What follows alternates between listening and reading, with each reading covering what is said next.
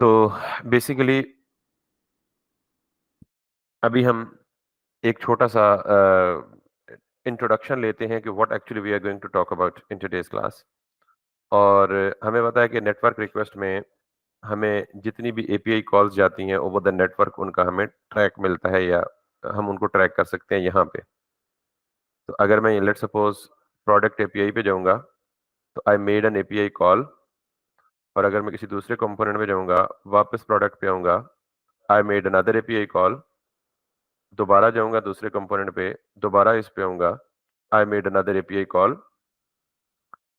तो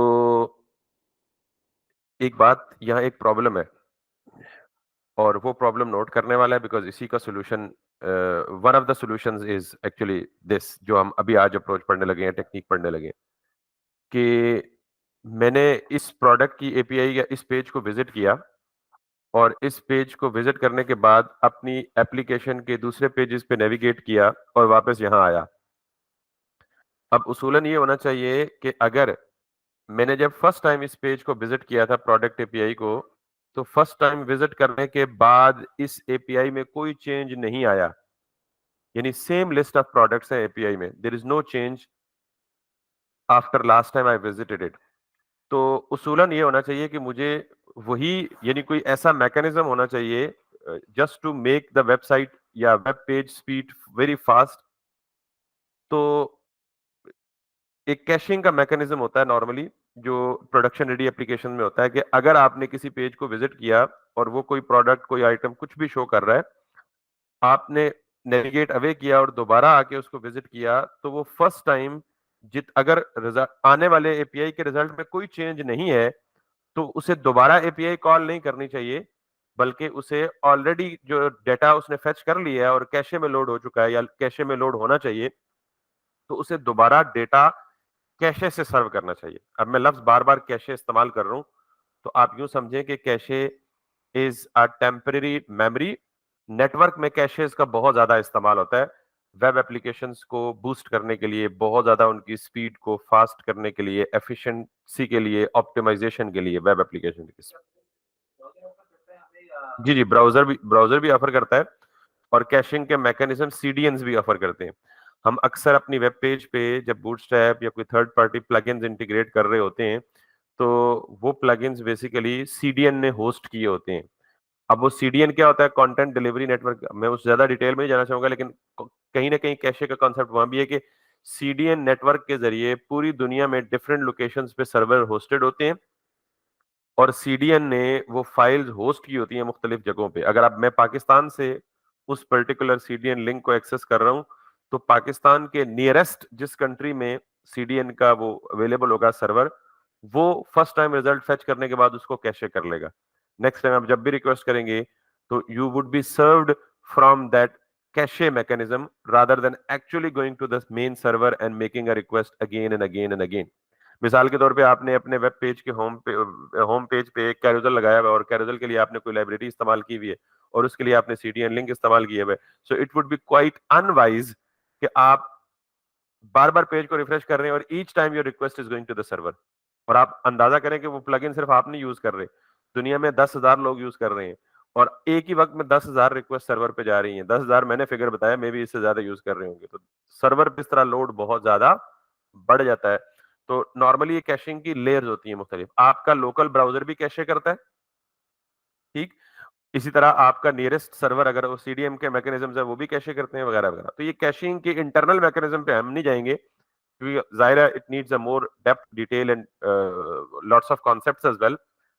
तो सिर्फ कैशे का ये कॉन्सेप्ट समझ लें कि cache is a temporary storage somewhere inside the browser in our case particularly,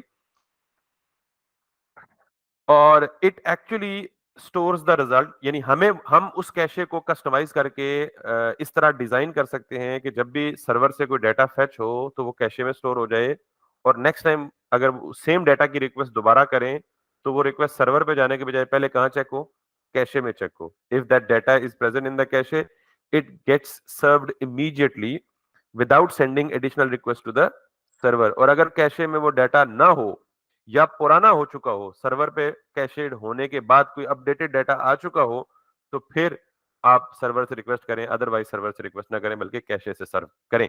that is the problem that I want to discuss. अब जैसे मैंने कहा जी कि कैशे में डाटा स्टोर करना और फिर चेक करना कि सर्वर पे कोई अपडेटेड डाटा है या नहीं है, ये सारी कॉम्प्लेक्सिटीज है जिनको नॉर्मली बिगिनर या तो समझने से कासिर है, या समझाना कोई चाहे भी तो ऑब्वियसली सारा कुछ मैसअप हो जाता है। वी डोंट डू दैट, और obviously we do not prefer to reinvent the wheel. This has already been done for us by the library of Redux itself. कि लाइब्रेरी Redux ने हमारे लिए ये काम पहले से इंप्लीमेंट करके रखा हुआ है। Coming back to the point, हम बात कर रहे हैं जी डेटा फेचिंग के लिए। हमने पहले यूज किया फेच, जो कि ब्राउजर का बिल्ट इन मैकेनिज्म था। फिर हमने कहा जी फेच से कुछ ज्यादा बेहतर है एक्सियोस। हालांकि Axios behind the scene fetch को इस्तेमाल करता है, लेकिन उसने कुछ एडिशनल उसके रैपर्स हमें दे दिए, फंक्शंस दे दिए हैं जो बहुत सारी आसानियां क्रिएट करता है, लाइक पुट का फंक्शन, पोस्ट का फंक्शन, डिलीट का फंक्शन, पैच का फंक्शन उसने बना के दे दिए। अब हमने कहा जी ठीक है एक्सियोस ठीक है बिल्कुल, लेकिन ये जो प्रॉब्लम है ना, अब गेस करें कि आपके ई कॉमर्स पे कोई हजारों किस्म के प्रोडक्ट्स हैं और आप अपने होम पेज से किसी पेज के डिटेल पे जाते हैं या किसी दूसरे पेज पे जाते हैं और वापस प्रोडक्ट के पेज पे आते हैं, वापस एक एडिशनल एपीआई कॉल जा रही होती है। फिर आप होम पेज पे जाते हैं, वापस प्रोडक्ट एपीआई पे जाते हैं, फिर एक नए सिरे से सर्वर पे रिक्वेस्ट जा रही है। अब ये बीच प्रोडक्ट की रिक्वेस्ट है तो you can think of it a little delay, but what if it is a 20,000 list, obviously it would be a significant amount of delay in that.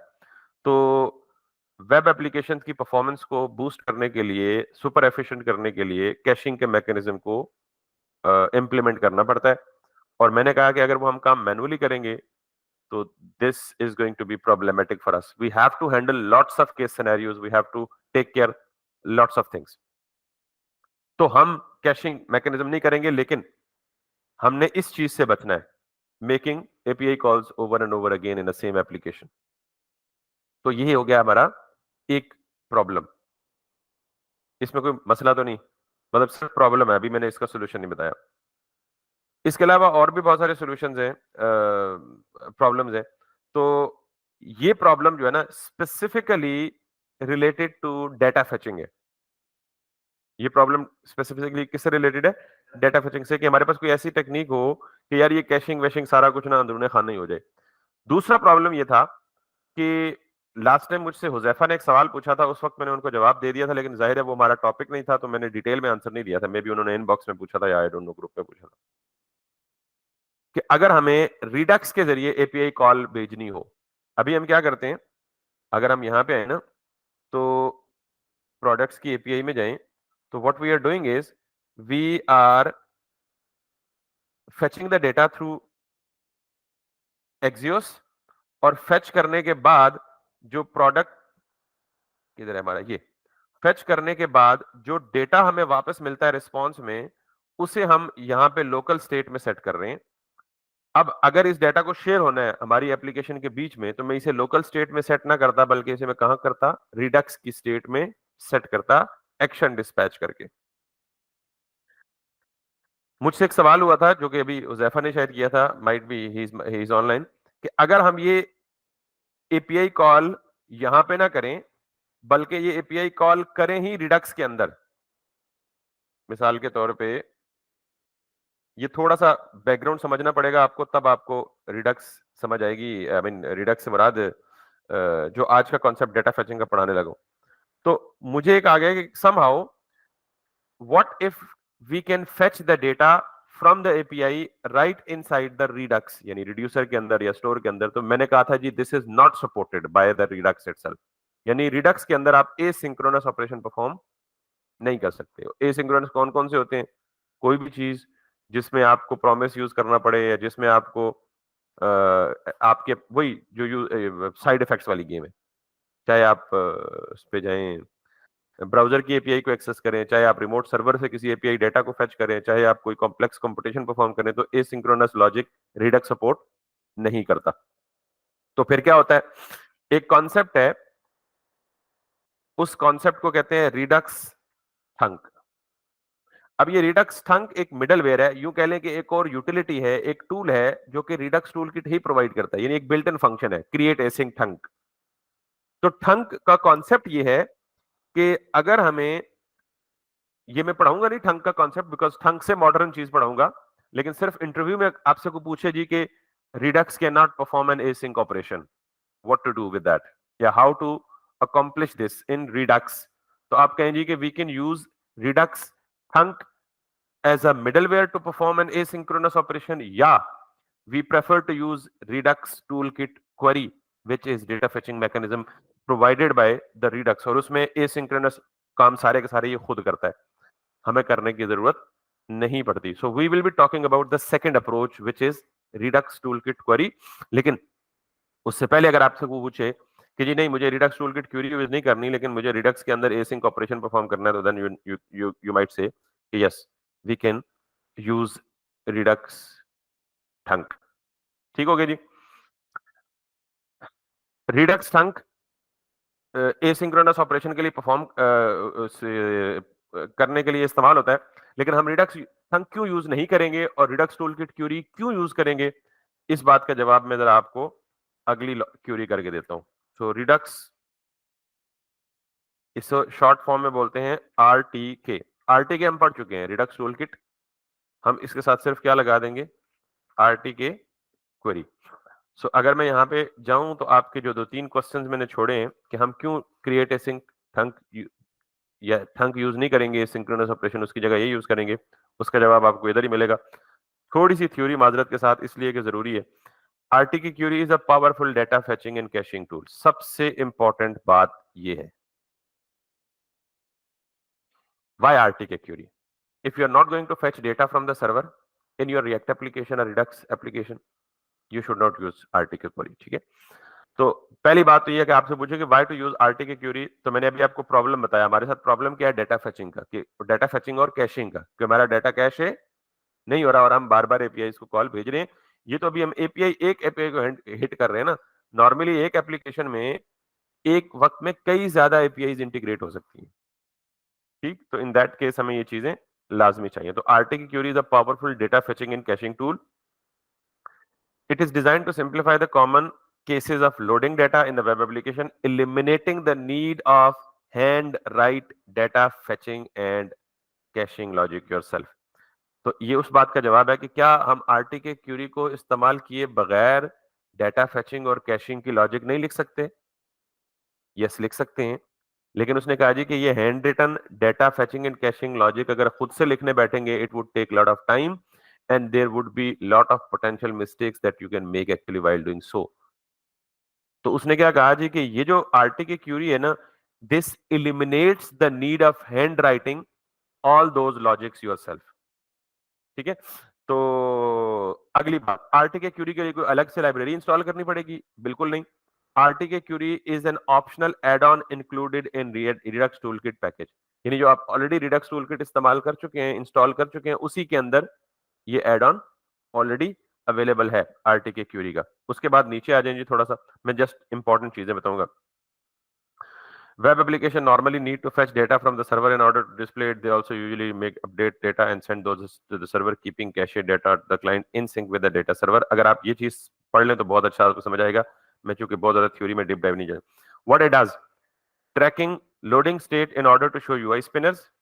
ये जो हम अभी मैनुअल स्पिनर शो कर रहे थे ना, it actually is given by the Redux toolkit query. बताऊंगा कैसे. Avoiding duplicate request for the same data. What we are doing? We are making duplicate requests for the same data. तो ये कौन करेगा? ये अवॉइड करेगा. Optimistic updates to make UI feel faster. आप यहाँ कोई अपडेट करें, डिलीट करें, इंस्टेंटली यहाँ फौरन रिफ्लेक्ट हो जाएगा आपको. Managing cache life time as the user interacts with the UI. तो ये कैशे को मैनेज करना, ये ऊपर बता चुका हूं, दो ही तो काम है इसके, डेटा फेचिंग और कैशिंग. कैसे करेगा? अच्छा, अगली बात कि हम रिडक्स ठंक इस्तेमाल क्यों नहीं करेंगे, तो उसका जवाब यहां आपको मिलेगा. अच्छा, आप फिर कहेंगे जी क्या डेटा फेचिंग के लिए आरटीके क्यूरी ही अवेलेबल है और कोई टूल अवेलेबल नहीं है मार्केट में? नो, ऐसा भी नहीं है. उसने कहा जी कि डेटा फेचिंग के कितने टूल्स अवेलेबल हैं. अपोलो क्लाइंट है, रिएक्ट क्यूरी है, यूआरक्यूएल है, एसडब्ल्यूआर है. उसने कहा जी आरटीके ने इन सब से इंस्पिरेशन ली है. तो इसका मतलब है कि जितने भी बेस्ट मार्केट में अवेलेबल टूल्स हैं, उन सब की इंस्पिरेशन से बना है कौन? RTK query, तो maybe they have actually picked up the best, तो क्या भी रहा है, but adds a unique approach to its API design. तो हम Redux Thunk क्यों नहीं यूज करेंगे? क्योंकि अगर हमें API async ऑपरेशन परफॉर्म करने हैं, तो ये जो the data fetching and caching logic is built on top of Redux toolkit, create slice and create async thunk. This is what I was talking about. Why we are not using it? Because जो RTK query बनी है, वो इसी create async thunk के ऊपर ही बनी है. तो यूं समझे कि अंदरूने खाना वही चीज इस्तेमाल हो रही है. फर्क सिर्फ क्या हुआ कि अगर हम क्रिएट एसिंक थंक इस्तेमाल करते तो हमें सारा कुछ मैनुअल करना पड़ता. अगर हम आरटीके क्यूरी यूज करेंगे तो हम एब्स्ट्रैक्ट लेवल पे सब कुछ करेंगे, behind the scene RTK query वही चीजें यूज करेगा. तो आई थिंक इनफ इंस्पिरेशन. बाकी काम तो आपको देख के समझ आएगा, क्योंकि ये तो कहानी सुनाने बैठ जाओ तो आप कंफ्यूज ही होंगे, बजाय इसके के भागने के चक्करों में पड़ जाएंगे. Now what we are going to do in today's lecture, we are going to make the same API call. या मैं एक इसको रहने देता हूं ताकि हम साथ साथ प्रॉब्लम, एक और API कोई भी रैंडम API ले लेते हैं और उस API को कॉल करते हैं किसके थ्रू? RTK क्वेरी के थ्रू. ठीक है, यहां तक किसी को प्रॉब्लम हो समझने में कि प्रॉब्लम क्या है, हम किस प्रॉब्लम को सॉल्व करने जा रहे हैं, इट्स वेरी इंपॉर्टेंट. मतलब बगैर इसके कि अंधे मुंह टकरे नहीं मारनी, पहले समझना है कि if there is a problem, yes there is, then we have to solve the problem and which approach.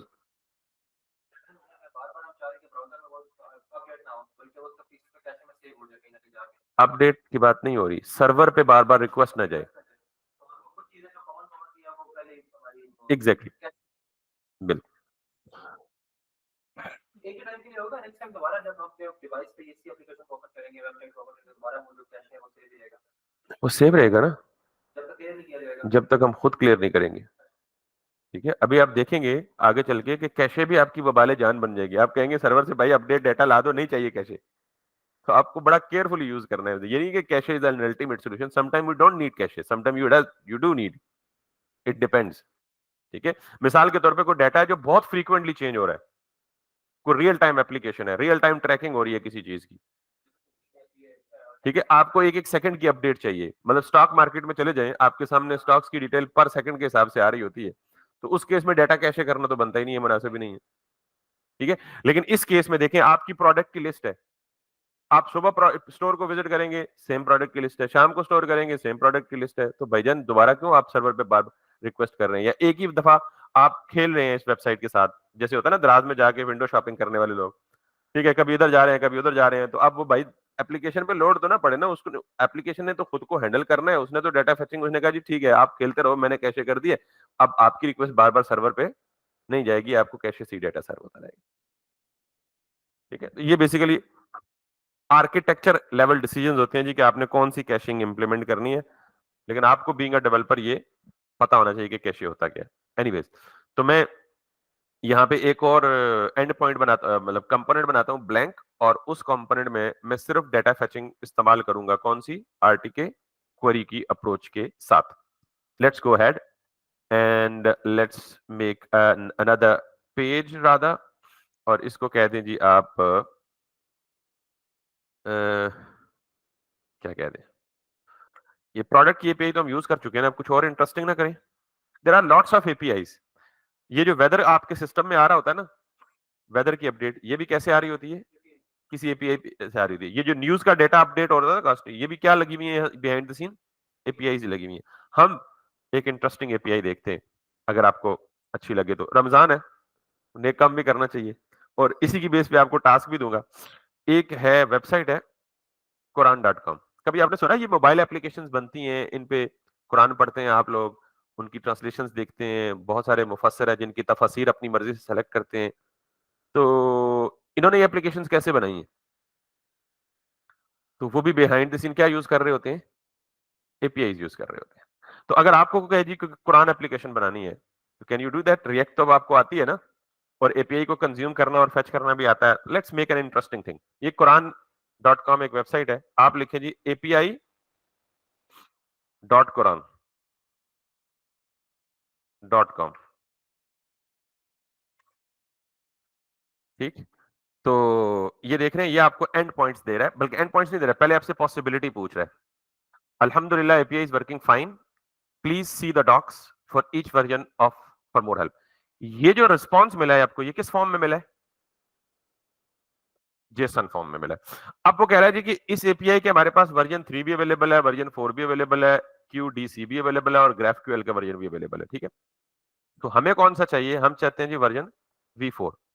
तो मुझे बताएं कि वर्जन V4 में जो इसका एपीआई की डॉक्यूमेंटेशन है ना, ये है। आप इस डॉक्यूमेंटेशन को इसकी पूरी गाइडेंस लेके इससे आप वो कर सकते हैं, ठीक है? हमने बेसिकली करना ये है कि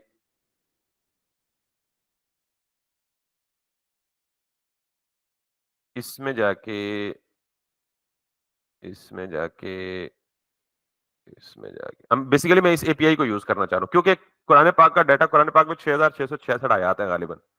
सो अगर हम सिर्फ आयात को गेट करेंगे तो it would be a huge amount of data. तो आपको रियल टाइम में पता लगेगा कि टाइम टेकिंग किसको कहते हैं, ठीक है? तो 6666 भी बहुत ज्यादा डाटा नहीं है। 6 लाख होता तो फिर ज्यादा होता, लेकिन अभी के लिए हम जस्ट ये करते हैं। इसको मैं कह देता हूँ जी कुरान एपीआई। गूगल से हेल्प ले लेते हैं ताकि वो डायरेक्ट हमें उस पेज तक ले जाए जिस पेज पे हम जाना चाहते हैं, ठीक है? ये है जी कुरान एपीआई और ये है डेवलपर्स कुरान.com। ओके, सो ये वही कुरान.com की वेबसाइट पे हूँ, /en/developers पे हूँ। वो कह रहा है जी कि Quran for front end with नेक्स्ट.js, ये सारी उसने पूरी की पूरी एप्लीकेशन लिखी पड़ी है, बट आई एम अच्छा, ये भी एक एपीआई है। Can you see this Quran API documentation में ये सारी रिक्वेस्ट किस टाइप की हैं? Get get get get get get, यानी आप कुरान की एपीआई पे सिर्फ गेट रिक्वेस्ट कर सकते हैं, पोस्ट रिक्वेस्ट नहीं कर सकते। तो आपको क्या चाहिए?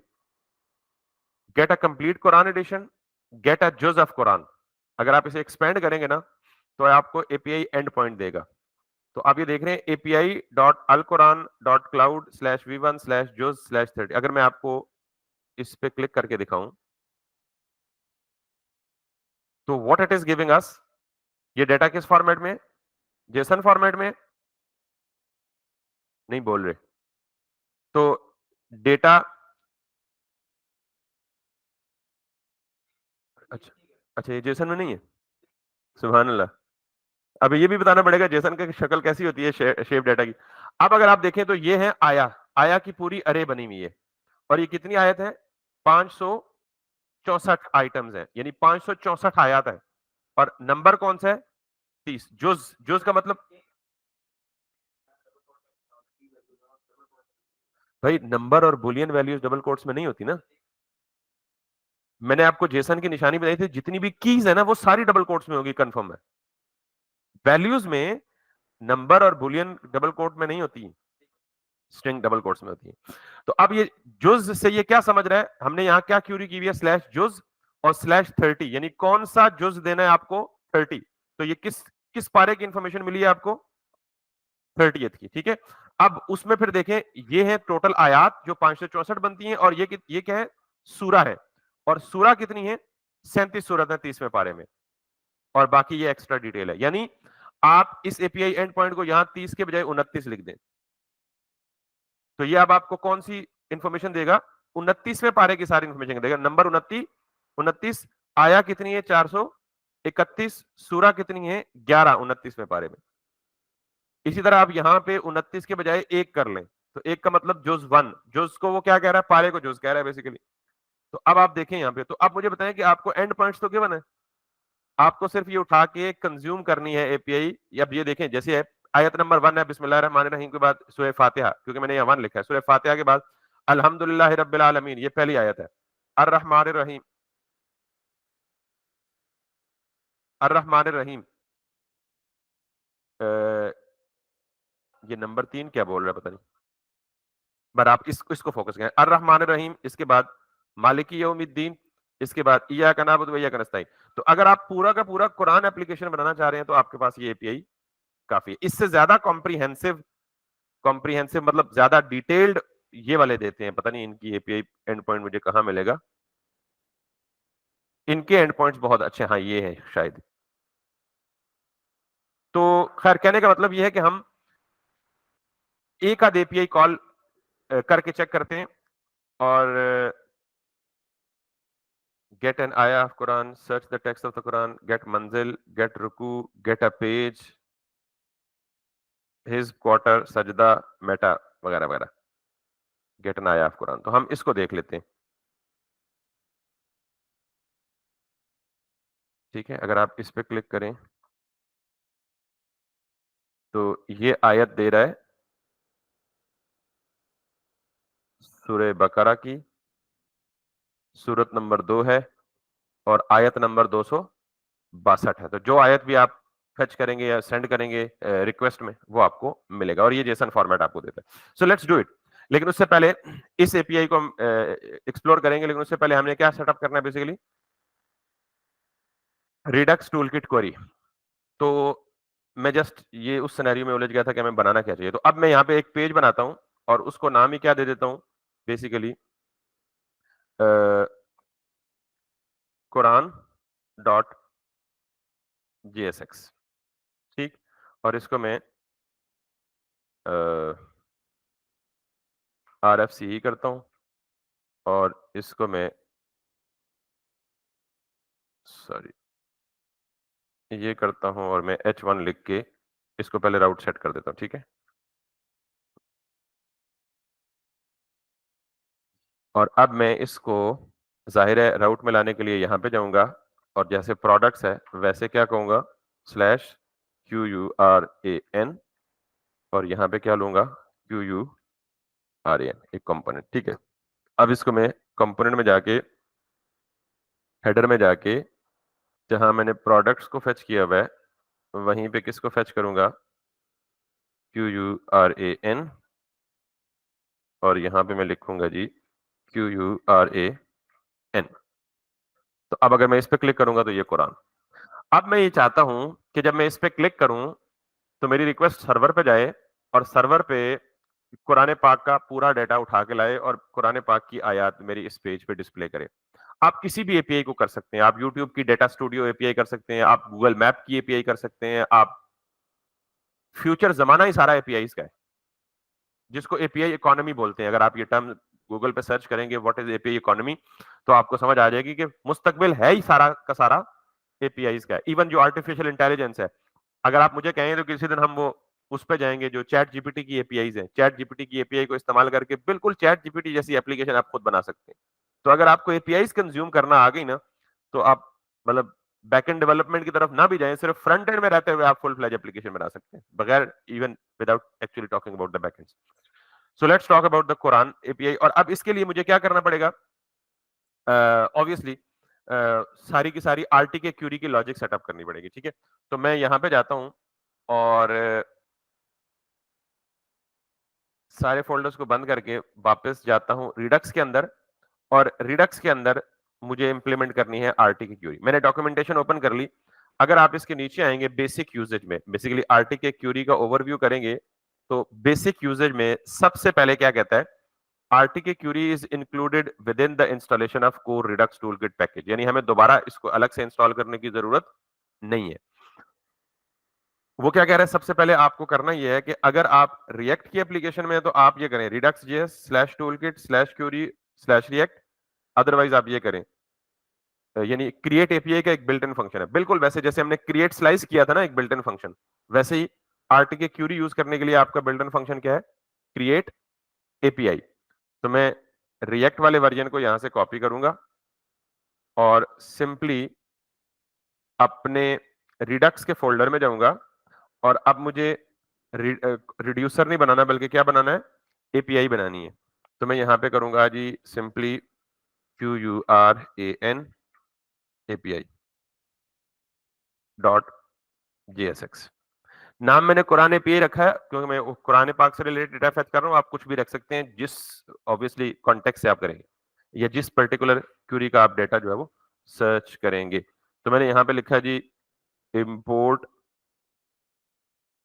क्रिएट एपीआई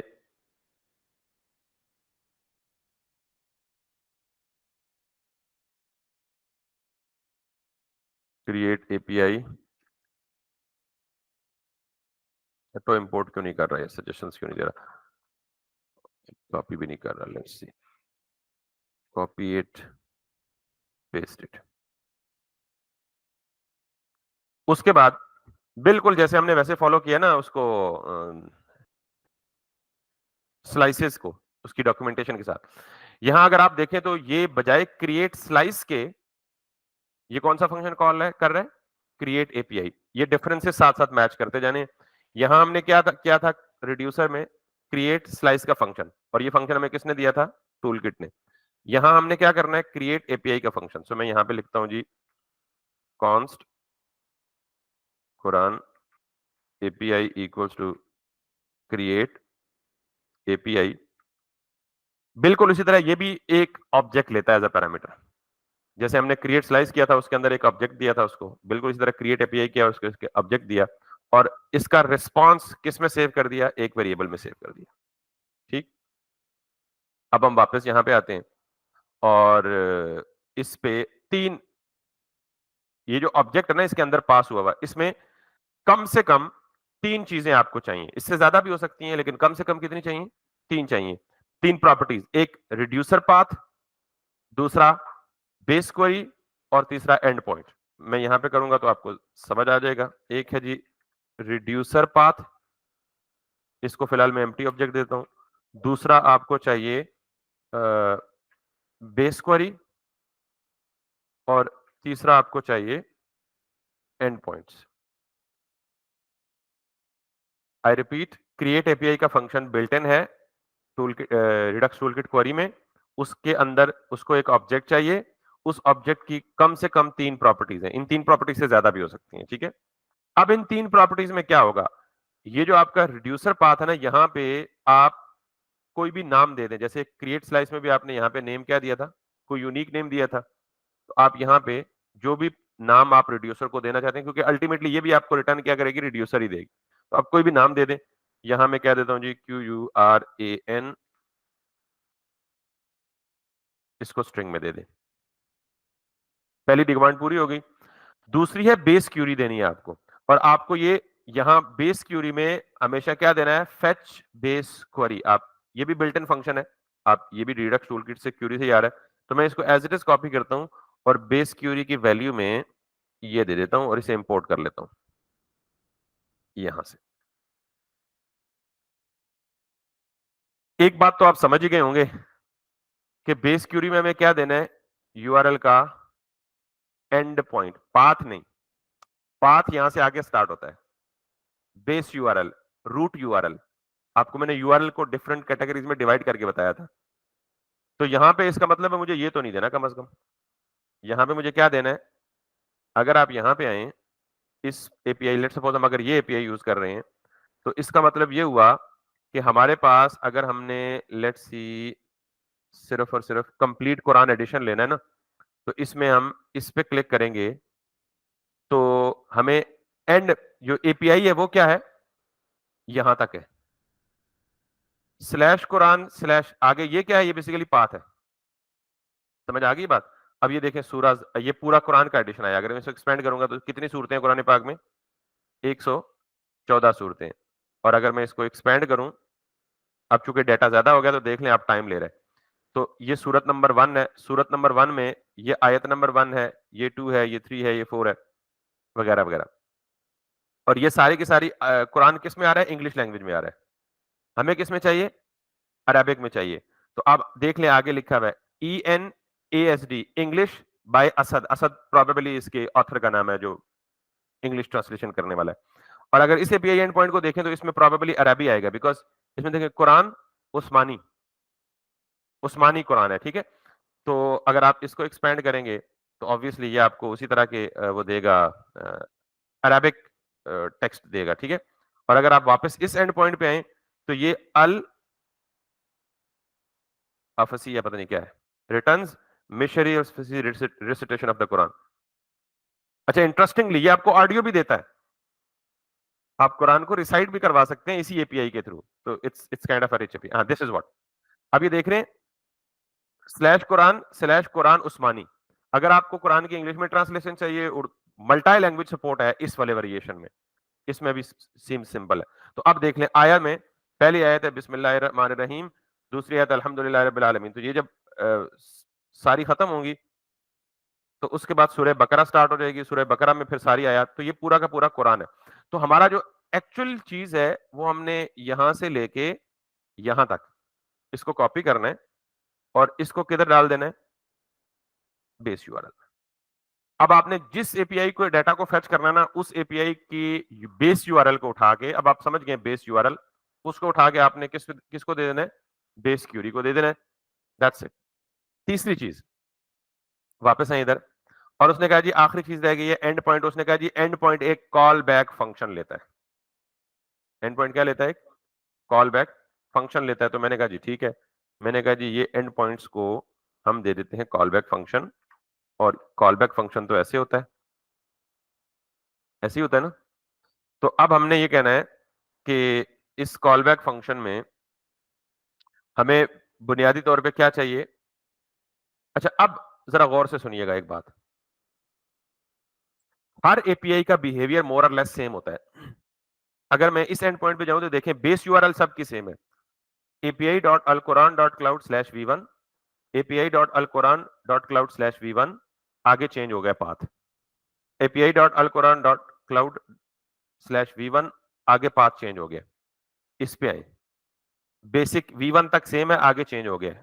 सारे एंड पॉइंट्स में यही है, बेसिक v1 तक सेम है, v1 तक सेम है, v1 तक सेम है, तो आगे उसका पाथ या उसके पैरामीटर्स चेंज हो रहे हैं। बिहेवियर समझ आ गया। इसका मतलब यह हुआ कि हम बेस क्यूरी को यही रखकर डिफरेंट एंड पॉइंट्स को हिट कर रहे होंगे। कभी हम कर रहे होंगे हमें सारा कुरान दे दो, कभी हम कह रहे होंगे हमें कोई पर्टिकुलर सूरत दे दो, कभी हम कह रहे होंगे हमें कोई पर्टिकुलर आयत दे दो, कभी हम कह रहे होंगे कोई पर्टिकुलर पारा या जुज दे दो। तो इसका मतलब है कि ये एंड पॉइंट्स में आपको जितने एंड पॉइंट्स को रिक्वेस्ट करना है वो सारे के सारे आप यहां लिख लें। समझ आई बात। तो मैं यहां पे एक फंक्शन लिख लेता हूं, गेट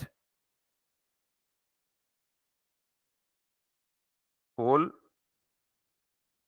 कुरान। तो यहां पे जो आप फंक्शन, ये जाहिर है ये भी आप इसकी वो है ना, एक मिनट मुझे इसकी एंड पॉइंट्स और इसमें ये एक ऑब्जेक्ट है, ठीक हो गया। तो ये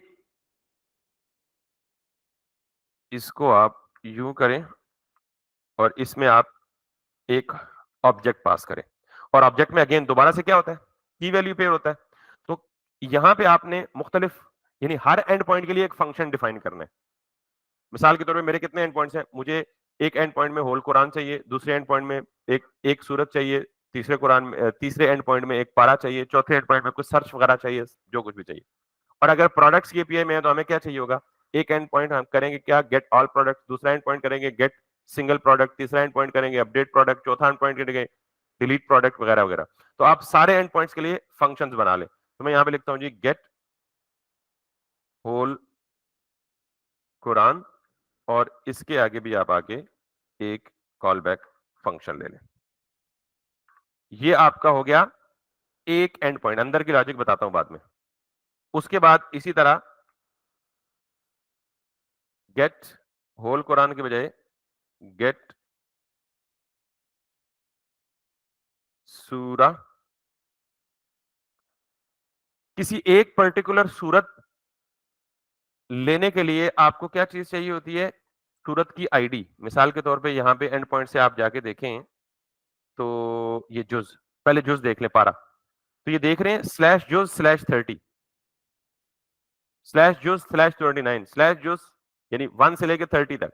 तो इसका मतलब ये है कि ये जुज कैसे ले सकते हैं, इसकी डिपेंडेंसी किस पे है, जुज नंबर पे। तो आप इस फंक्शन को नाम भी वैसे दे देते, गेट सूरा बाय नंबर। इसी तरह आपको तीसरी चीज चाहिए, मिसाल के तौर पे आया, तो आप इसको क्या करेंगे, गेट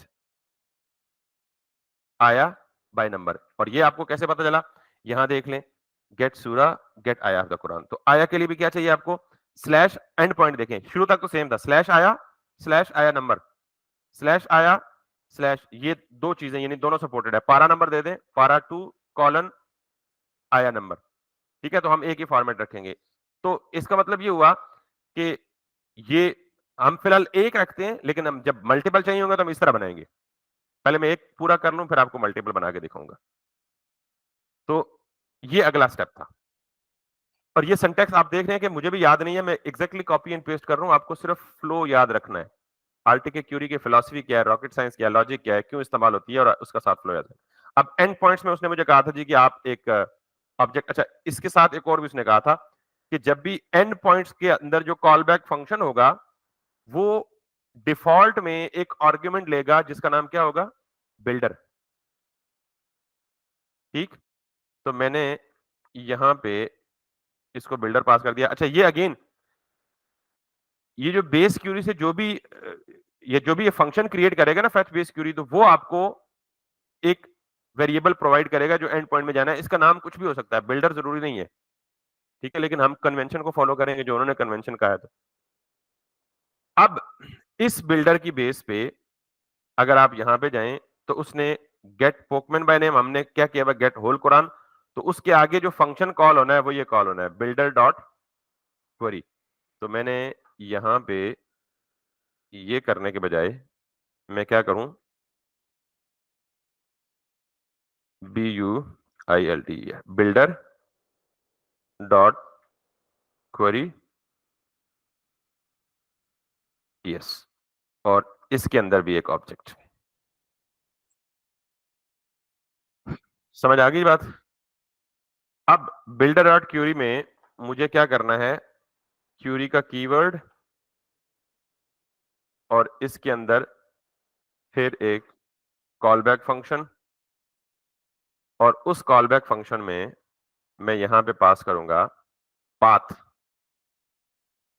और पाथ कौन सा मेरा, मुझे क्या चाहिए, सबसे पहले होल कुरान। तो होल कुरान के लिए, और चाहिए क्या, अरेबिक में, इंग्लिश में, अरेबिक में चाहिए, तो क्या पास करूंगा, स्लैश कुरान उस्मानी। तो जरा ये यहाँ पे गौर से देखने वाली बात है कि मैंने बेस यूआरएल यहां पे दिया, ये सबके लिए सेम है, और उसके बाद मुझे पहला एंड पॉइंट क्या चाहिए, गेट होल कुरान। तो मुझे पता है गेट होल कुरान के लिए पाथ क्या है, स्लैश कुरान। अब होल कुरान दो पॉसिबिलिटीज में वो दे रहा है आपको, एक इंग्लिश में पूरा कुरान दे रहा है और एक उस्मानी अरेबिक में। और अरेबिक में भी बहुत होते हैं, पाक इंडो होता है, टर्किश होता है, उस्मानी होता है, इस तरह की बहुत सारी इसकी वेरिएशन होती हैं। तो हमें कौन सा चाहिए, उस्मानी, बिकॉज ये एपीआई उस्मानी वो देती है।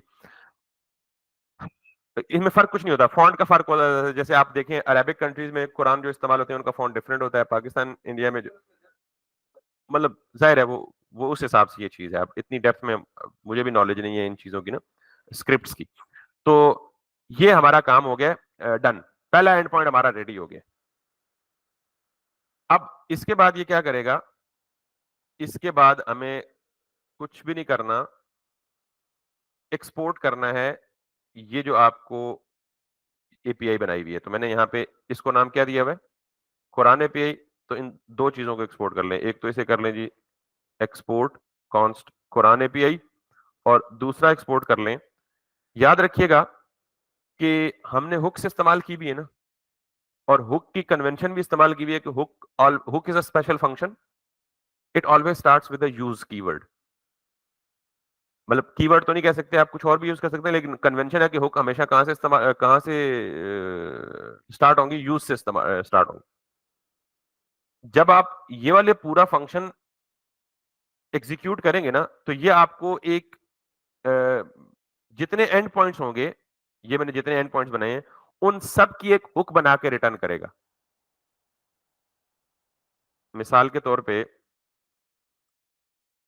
ये जो क्रिएट एपीआई है, ये जो रिजल्ट रिटर्न करेगा, ये एंड पॉइंट्स में जाएगा, और एंड पॉइंट्स में जितने भी मेथड्स लिखे होंगे, अभी हमारे पास कितने मेथड है, एक है गेट होल कुरान, उन सब मेथड्स को हुक बना के रिटर्न कर देगा। और ये हुक बनाएगा कैसे, उसका रूल देखें, hook always starts with the use, और ये यूज स्टार्ट में एम्बेड करेगा, और उसके बाद यही नाम जो आपने फंक्शन को दिया होगा ये उसमें एम्बेड कर देगा। लेकिन चूंकि फंक्शन कन्वेंशन कैमल केस है तो फंक्शन कन्वेंशन को नहीं बोलेगा। तो ये क्या कहेगा, यूज गेट होल कुरान, और एंड पे क्यूरी कर देंगे।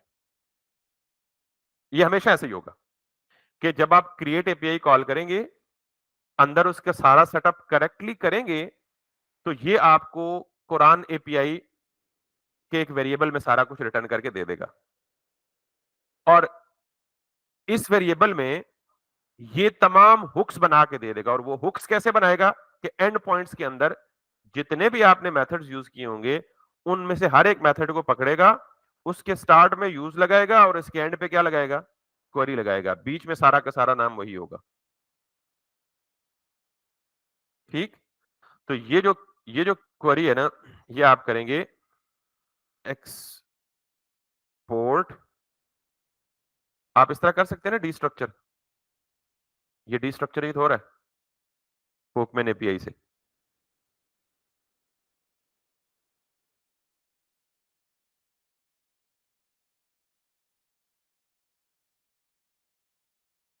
ये मैं क्या कर रहा हूं, डी स्ट्रक्चरिंग नहीं कर रहा।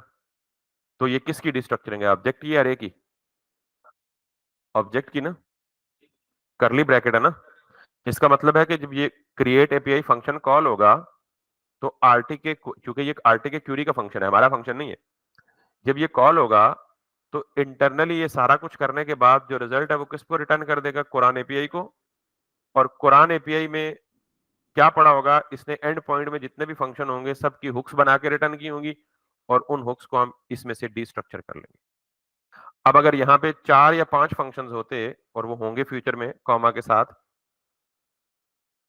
और इनके जो जो नाम होते, उन सब के स्टार्ट में ये यूज लगाता और एंड पे क्या लगाता, क्वेरी लगाता।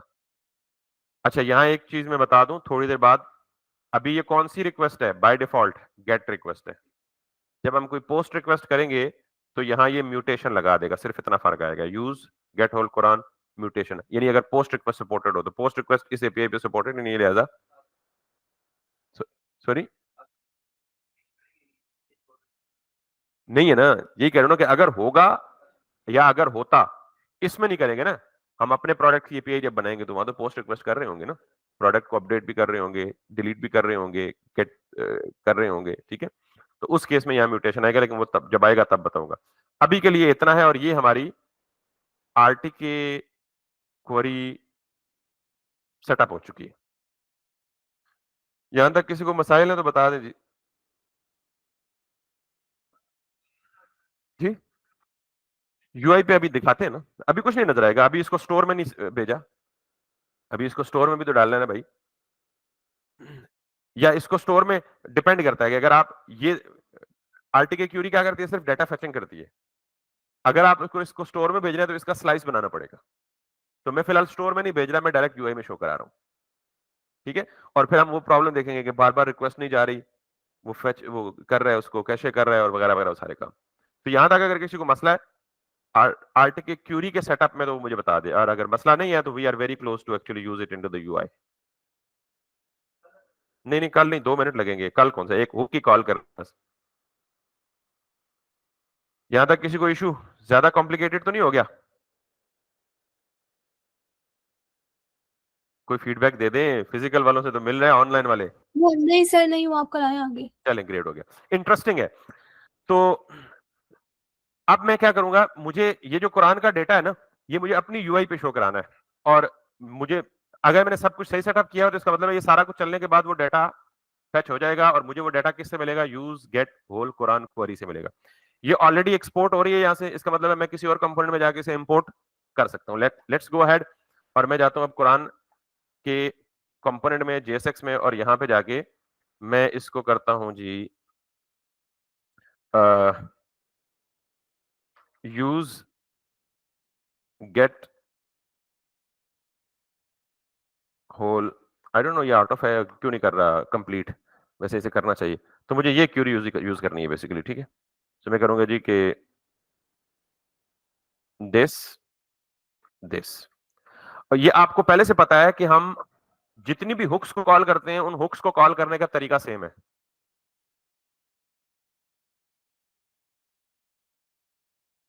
तो मैं यहां पे इसको इंपोर्ट भी कर लूंगा, import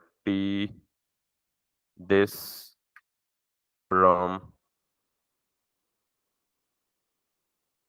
दिस किधर है? ये रिडक्स में, रिडक्स के अंदर किस में है? एक्सक्यूज मी सर, जी जी बेटा। सर आपने वो गेट की जगह ना क्यू लिख दी है जी की जगह, शायद इसलिए नहीं कर रहा वो। Yes, maybe get use, oh you are right, absolutely right, thank you for correction. use use get whole Quran query, that's why it was not actually auto completing it. Let's try it. अभी auto complete करना चाहिए इसको। use get, yes it's completing, ठीक है। so अब मुझे basically इसको as it is जो भी डेटा आया वो यहाँ पे सेव करना है, और अब मैं इसे सबसे पहले क्या करता हूँ, लॉग करके देखता हूँ, और ये कि मुझे डाटा अपनी एप्लीकेशन के लॉग कंसोल पे मिल रहा है या नहीं मिल रहा, ठीक है। So I have to actually go this और वापस यहाँ पे आना है। अब वो कह रहे हैं जी कि एपीआई रिड्यूसर पाथ, अच्छा हमने ये बाकी सारा कुछ कर लिया है। वो ये कह रहे हैं जी कि middleware for RTK query API at reducer path Quran has not been added to the store. Pretty much self explanatory error है कि हमने ये सेटअप तो कर लिया यहाँ पे, लेकिन भाई इसको लिंक भी तो करना है ना स्टोर के साथ, तो हमने आखिरी स्टेप मिस कर दिया है। Let's suppose let's again go ahead, और उसने कहा जी कि स्टोर में जाके आपने क्या करना है, स्टोर में इसकी सेटअप के लिए अगेन हम कॉन्फ़िगर स्टोर यूज कर रहे हैं ना ऑलरेडी। कॉन्फ़िगर स्टोर के अंदर आपके पास रिड्यूसर है, हम देख लेते हैं कि हम कॉन्फ़िगर स्टोर यूज कर रहे हैं क्योंकि हमने कुछ फ्रीक्वेंटली चेंज भी करते रहे। तो हमने कहा जी कि हमने कॉन्फ़िगर स्टोर नहीं यूज किया हुआ, बल्कि ये यूज किया हुआ कॉन्फ़िगर स्टोर, ठीक। तो इस कॉन्फ़िगर स्टोर में रिड्यूसर की की है, ठीक। इस रिड्यूसर की क्यू में पहले ऑलरेडी जो चल रहा है उसको नहीं छेड़ना, वो एज इट इज रहे। तो वो हमें ये कहता है कि आप रिड्यूसर के अंदर ये जो ऑब्जेक्ट है ना ये ले लें, और उस ऑब्जेक्ट के अंदर ये तरीका है आरटी की क्यूरी को ऐड करने का। तो हम क्या करते हैं जी, थोड़ी सी चेंज करनी पड़ेगी। अब हमें एक तो नहीं चाहिए, अब हमें एक से ज्यादा चाहिए, क्योंकि अब हमारे पास दो चीजें हो गई हैं। हमारे पास रिड्यूसर भी होंगे, स्लाइसिस भी होंगे और एपीआईज भी होंगी। स्लाइसिस का मतलब यानी जो आपने ग्लोबल स्टेट मैनेजमेंट के लिए जो लॉजिक वहां इंप्लीमेंट किए वो ऑलरेडी रहेगी। ऑन टॉप ऑफ दैट साथ में क्या आ जाएगा, ये एडिशनल चीज। तो आप सिंपली अपने वाले रिड्यूसर को यहां पे करें, और ये जो आपने दिया था ना पोकमैन एपीआई, तो यहां पे आपने रिड्यूसर पाथ दिया था एक ये वाला, ठीक है, और उसको नाम क्या दिया था, पोकमैन एपीआई। हमारा नाम क्या था बेसिकली अल कुरान के केस में, कुरान रिड्यूसर, ठीक। या कुरान रिड्यूसर के बजाय नाम उनके साथ मैच कर लेते हैं ताकि कंफ्यूजन ना हो, कुरान एपी आई। तो अब आपने यहां पे यही काम करना है, इस पोकमैन की जगह आपने क्या लेना है, Quran API dot reducer path, और यहां भी आपने क्या करना है, Quran API dot reducer. once again just match it if everything looks good to us। साथ में ये कह रहा है adding the API middleware enables caching. अच्छा, अगर आपको कैशिंग इनेबल करनी है तो आपको ये काम भी, ये भी साथ एडिशनल कॉल करनी पड़ेगी।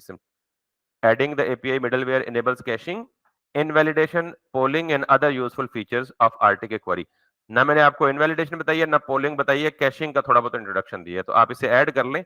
जब हम गेट पुट पोस्ट करेंगे तो फिर आपको ये पोलिंग और इनवैलिडेशन भी समझ आ जाएगी। तो मैं इसको उठा रहा हूं और यहाँ पे उठा। अच्छा, इसमें परेशान नहीं होना, ये वन टाइम सेटअप है, एक दफा सेटअप कर लेंगे पूरी एप्लीकेशन के लिए, दोबारा ये काम नहीं करने की जरूरत पड़ेगी। तो इसलिए आई डोंट नो ये कॉपी पेस्ट करने में इशू क्यों कर रहे हैं मुझे आज। पहले भी ये मैनुअली लिखना पड़ेगा, मिडलवेयर, और उसके बाद ये कॉपी कर लें। Yes it work now. तो डोंट वरी, ये अभी तक ये इन डेप्थ इंटरनल वर्किंग शायद मुझे भी कंप्लीट अंडरस्टैंडिंग नहीं है उसकी। आपने इसकी कॉन्फ़िगरेशन करेक्ट करनी है और इसका फ्लो समझना है बस। और यहां पे आप देखें ये है, ये पोकमैन एपीआई की जगह Quran API which is the name of our own API. That's it. तो अब चूंकि हमने रिड्यूसर का, परसिस्टेंट रिड्यूसर का पाथ चेंज किया है, तो मे बी वो ब्रेक करे, otherwise it should work fine. ठीक है, और वो हमने Quran API is not defined, let's see Quran API किस लाइन नंबर पे एरर दे रहा है, स्टोर जेएस लाइन नंबर 22 में, स्टोर जेएस की लाइन नंबर 22 में इट सेज कि कुरान एपीआई, ओके, ये हमने यहां पे इंपोर्ट ही नहीं की। Can you see this, export यहां से हो रहा है लेकिन ये इंपोर्ट नहीं हो रहा। So let's do that, import Quran API, और अब आप इसको यहां से ले लें एटलीस्ट। अब ये कह रहा है जी कि अच्छा ये जो है can not property of undefined reading value, अगर मैं थोड़ी देर के लिए इस कंपोनेंट पे जाऊं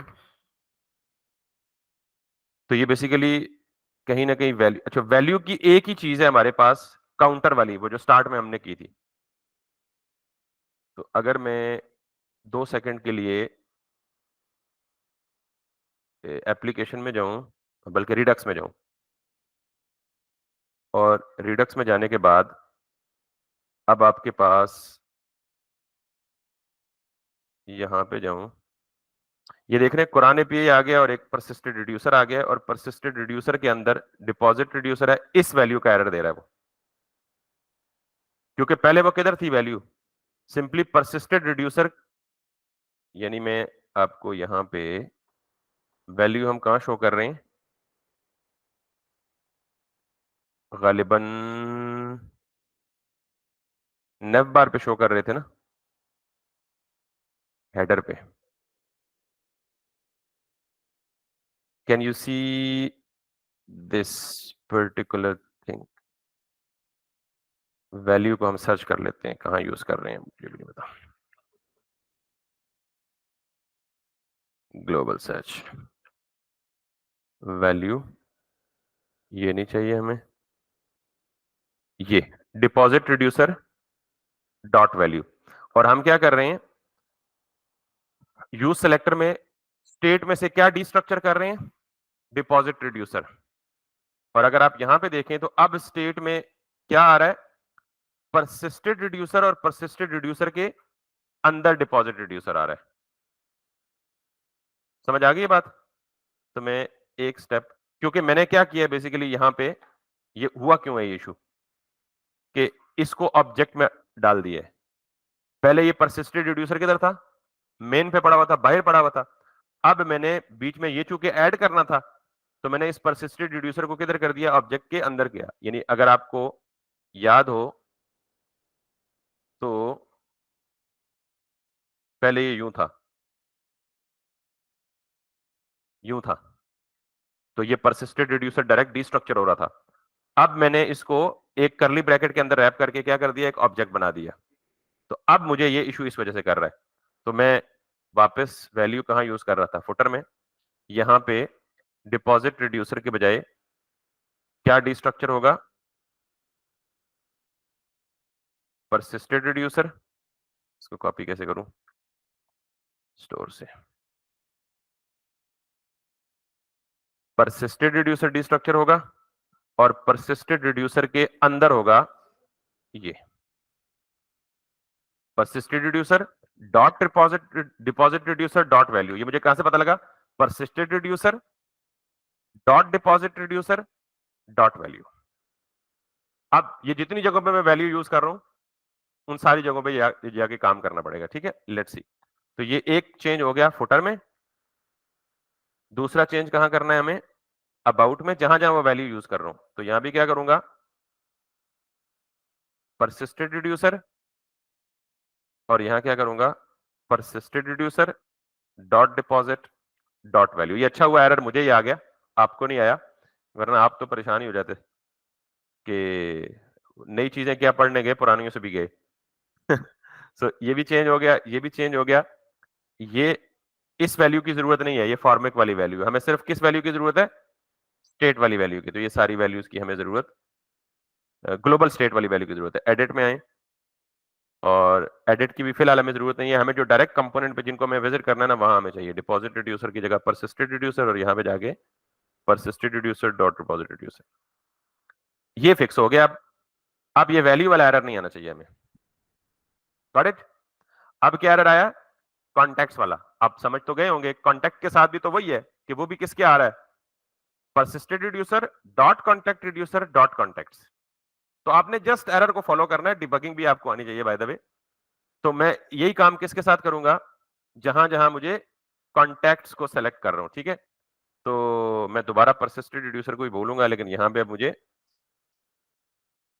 कॉन्टैक्ट्स को सर्च करें, यहां पे जाएं, तो ये आप ले रहे हैं कॉन्टैक्ट्स, ठीक है। तो मैंने इसे persistent reducer किया और इसको मैंने किया यहां पे contact persistent reducer dot contact reducer। ये अगर आप फ्रेश एप्लीकेशन में आरटीके क्यूरी की इंप्लीमेंटेशन करेंगे, ये आपको एरर नहीं आएगा, ठीक है। तो ये हो गया यहां पे चेंज, उसके बाद आया जी कॉन्टैक्ट में आए और यहां पे भी persistent reducer है और ये कहां यूज हो रहा था, वहां जाके इसको यूज कर ले। दैट इज कॉन्टैक्ट रिड्यूसर, अब बन जाएगा persistent reducer dot contact reducer, ठीक है। और यहां पे भी नहीं चाहिए, यहां पे ऑलरेडी हो चुका है, यहां पे भी ऑलरेडी हो चुका है, यहां पे चाहिए, यहां पे नहीं चाहिए बिकॉज ये कॉन्टैक्ट लोकल स्टोरेज से आ रहा है, यहां भी नहीं चाहिए। And I think that's good to go. Now our application should at least be running and it's running, ठीक है जी। आप जरा अंदाजा करें कि मैं होम कंपोनेंट में हूं, बाकी डेटा तो स्टेट में आ रहा है, वैल्यू 100 और कॉन्टेक्ट्स में वो कॉन्टेक्ट्स 3 जो लोकल से, लेकिन कुरान एपीआई में कुछ भी नहीं आ रहा। वजह, अभी मैंने कुरान वाला पेज विजिट ही नहीं किया, क्योंकि वो यूज गेट होल कुरान की हुक कब चलनी है, जब वो हम किस पेज पे जाएंगे, कुरान पे जाएंगे। सो लेट्स कॉपी दिस, और जो ही मैंने कॉल किया, ये देखें, ये देखें, ये क्वेरीज के अंदर क्या क्या क्यूरी चली, गेट होल कुरान चला और उसके अंदर मैंने प्रॉमिस हुआ फुलफिल्ड, और उसके डेटा में क्या आया, स्टेटस कोड 200 सक्सेसफुल, और डेटा में क्या आया, सूराज, और देयर ही गोस, कंग्रेचुलेशंस। ठीक, अब हमने इस डेटा को यहां से फेच करके किधर डिस्प्ले करना है, अपने पेज पे डिस्प्ले करना है। तो आगे चले और यहां पे जाके उसने यूजेज बताया हुआ है, और यूजेज में भी बड़ी इंपॉर्टेंट चीज बताई हुई है। उसने कहा जी कि जब आप यूज गेट पोकमैन क्यूरी को इस्तेमाल करेंगे तो ये आपको क्या क्या चीज रिटर्न करेगी, 3 चीजें रिटर्न करेगी, 3 से ज्यादा, डेटा, एरर, इज लोडिंग। तो मैं यहां पे यही काम इस्तेमाल कर सकता हूं। मैं वापस जाता हूं कुरान के पेज पे और डीस्ट्रक्चर करता हूं, क्या, डेटा, एरर है तो एरर, और इज। आप देख रहे हैं कि इस लोडिंग हम खुद मैन्युअली डिफाइन करते होते थे कि रिक्वेस्ट जाए तो पहले इस लोडिंग से ट्रू कर दे, वापस आए तो इस फॉल्स कर दे, ये सब कुछ वो खुद ही कर रहा है। अब मैं इस डेटा को दोबारा देखता हूं कि ये डेटा मेरा कंसोल में किस फॉर्म में आ रहा है, ठीक है। ये तो मैंने किधर देखा था, इधर ना एपीआई में, रिडक्स में। कंसोल में मैं देखता हूं तो मेरे पास इस फॉर्म में आ रहा है। अगर मैं दोबारा यहां पे जाऊं, दोबारा जाएगी रिक्वेस्ट रिफ्रेश करने के बाद, और कुरान के पेज पे हूं, इसको क्लियर कर लेता हूं, कुरान के पेज पे हूं, तो it is giving me this data, और ये रिजल्ट किस फॉर्म में आ रहा है, डेटा। इसका मतलब है डेटा किस में, किसके अंदर पड़ा हुआ है, एक ऑब्जेक्ट के अंदर पड़ा हुआ है। तो मैं ये कह सकता हूं डेटा डॉट डेटा। समझ आ गई बात? इसके अंदर मैं कह सकता हूं डेटा डॉट डेटा में 2 चीजें हैं, एक एडिशन है, उसमें इंफॉर्मेशन है कि ये अल कुरान अल करीम, आगे नाम लिखा हुआ है दरसमुल उस्मानी है, जो भी है वटएवर, लेकिन एक्चुअल चीज हमें क्या चाहिए, डेटा डॉट सूरा। तो मैं यहां पे क्या करूंगा, डेटा डॉट SURA, सूरा, Suraaj, AHS, I got the data. ठीक, अब मुझे क्या करना है, मुझे इस सूरा को या इन आयात को डिस्प्ले करना है, और ये अरे है, ये क्या बेसिकली अरे है। तो मैं, और अरे में क्या क्या है, अरे ऑफ ऑब्जेक्ट्स है, तो हर अरे के ऑब्जेक्ट में आपके पास क्या है, टोटल नंबर ऑफ आयात हैं और सूरत के नेम्स हैं। तो हम सबसे पहले क्या करेंगे, सूरत 114 सूरतों के नेम्स लिस्ट करेंगे। क्या करेंगे, 114 सूरतों के नेम्स को प्रिंट करेंगे। तो वो हमें मिल रहा है एक लूप में। तो मैं यहां पे इस चीज को उठाऊंगा, इस कुरान की हेडिंग के नीचे आऊंगा, और यहां आपको पता है क्या करना है हमें, दिस डॉट मैप, ये आपको पूरी अरे देती है, और हर आइट्रेशन में आपको एक सूरा का ऑब्जेक्ट देगी, एस कह लें आप इसको। और ये तो आपने बाकी सारा काम किया हुआ ऑलरेडी, मुझे बताने की जरूरत नहीं है। तो इसको मैं कह देता हूं जी H2 में हमें क्या डिस्प्ले करे। अब देख लें, हर एक आइट्रेशन में आपको एक ऑब्जेक्ट मिलेगा ना, इस एक ऑब्जेक्ट के अंदर आपके पास क्या क्या प्रॉपर्टीज है, आयाज, इंग्लिश नेम, मुझे क्या चाहिए, सिर्फ नेम चाहिए। तो मैं क्या करूंगा, एस डॉट नेम, और उसके बाद let's see, this is just for getting all the names of Suraaj. और क्या क्या हम प्रिंट करा सकते हैं, नंबर, रेवोल्यूशन टाइप, मक्कन है या मक्की है या मदनी है, आपको पता है ये सारी चीजें। इंग्लिश नेम क्या है इसका, द ओपनिंग, ये सारी चीजें प्रिंट करा सकते हैं। इसका इंग्लिश नेम क्या है, इंग्लिश नेम ट्रांसलेशन क्या है, इसका नेम क्या है। तो हमने सिर्फ नेम अरेबिक, तो अब पता नहीं मेरे पास फॉन्ट सपोर्ट होगी या नहीं होगी, वरना हमें अरेबिक फॉन्ट भी इंस्टॉल करना पड़ेगा इसी एप्लीकेशन में। But let's see what it does. मैं अगर इसे रिफ्रेश करूं और वापस इस पे आऊं, तो वो कह रहा है जी कि अनडिफाइंड द प्रॉपर्टी